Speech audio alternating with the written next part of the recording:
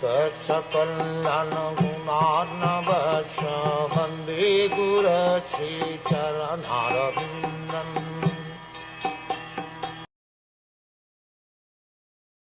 Who can describe completely the prowess of Vishnu?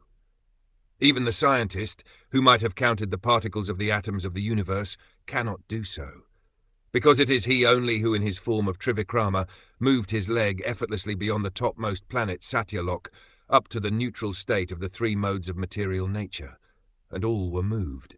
The highest scientific advancement of the material scientists is atomic energy. But the material scientist is not able to have an estimation of the particles of atoms contained in the whole universe. But even if one is able to count such atomic particles, or is able to roll up the sky like one's bedding, even then one is unable to estimate the extent of the prowess and energy of the Supreme Lord. He is known as Trivikrama because once, in his incarnation of Vaman, he expanded his leg beyond the highest planetary system, Satyalok, and reached the neutral state of the modes of nature called the covering of the material world. There are 7 layers of material coverings over the material sky, and the Lord could penetrate even those coverings.